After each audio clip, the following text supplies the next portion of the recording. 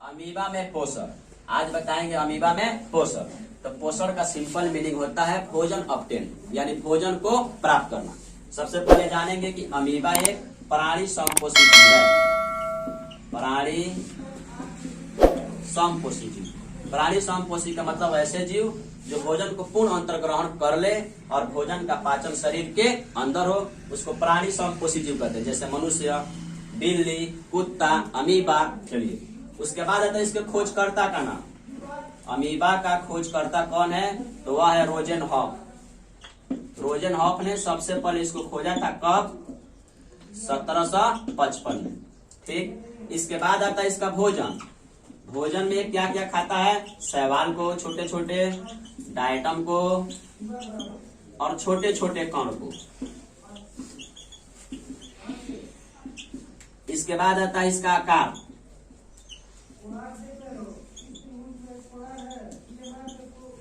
इसका आकार अनिश्चित होता है।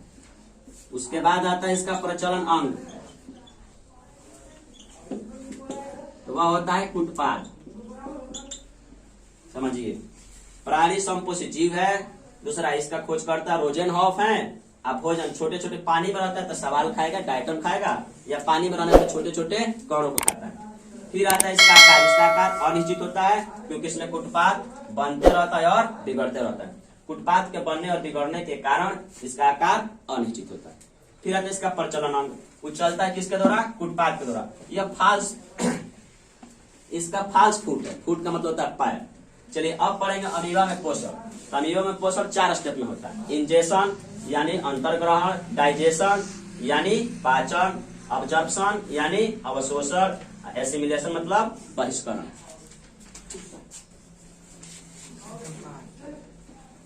चलिए, पहला पढ़ेंगे इंजेशन। जैसे मान लेते हैं कि भोजन के कण यहाँ पर है और अमीबा यहाँ पर है। तो अमीबा अपने कुटपाद की सहायता से भोजन के पास आता है। अब भोजन के पास आता है और कुटपाद इस भोजन के कण को चारों ओर से घेर लेता है। कुटपाद इस भोजन के कण को चारों ओर से घेर लेता है और घेरने के बाद अपने शरीर के अंदर कर लेता है। इस प्रक्रिया को कहते हैं अंतर्ग्रहण। फिर समझिए, भोजन का कण है, अमीबा आया, अपना कुटपाद इसको चारों ओर से इस तरह से घेर लिया, अपने शरीर के अंदर कर लिया, तो उसको कहते हैं अंतर्ग्रहण और इसका नाम हो जाता है भोजन रसदानी। अब आता है पाचन। अब जैसे इसके शरीर के अंदर आया या भोजन के कण, अब अमीबा के द्वारा कुछ एंजाइम निकलते हैं और एंजाइम निकलकर इस भोजन के कण को छोटे छोटे टुकड़ों में तोड़ देते हैं। नेक्स्ट स्टेप आता है अब्जॉर्प्शन। जब भोजन के कण अब छोटे छोटे टुकड़ों में हो गए तो एक कोशिका द्रव्य में जाकर, यह कोशिका द्रव्य में जाकर अवशोषित होने लगते हैं। जब अवशोषित होगा या तो अमीबा के आकार बढ़ेगा या एनर्जी मिलेगा। दो ये कारण होगा। कोशिका द्रव्य में जैसा अवशोषित होगा तो अमीबा का आकार बढ़ जाएगा, अन्यथा इसको एनर्जी मिलेगा।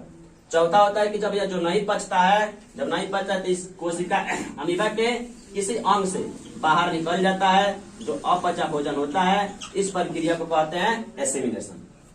फिर शुरू से समझिए, अमीबा में भोजन को ग्रहण करने के लिए कोई मुख जैसी रचना नहीं होती है। जैसे हम लोग भोजन कहां से करते हैं? मुख से।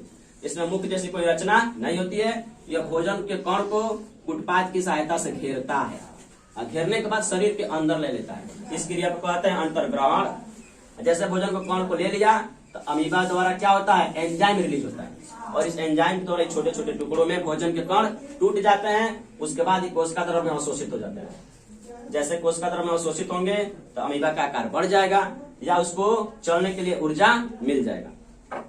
आज जो नहीं पचता है, अपचा भोजन होता है, उस शरीर के किसी भाग से यानी अपचे पदार्थ को बाहर निकालने के लिए इसमें कोई विशेष अंग नहीं होता है। शरीर के किसी भाग से बाहर निकल सकता है।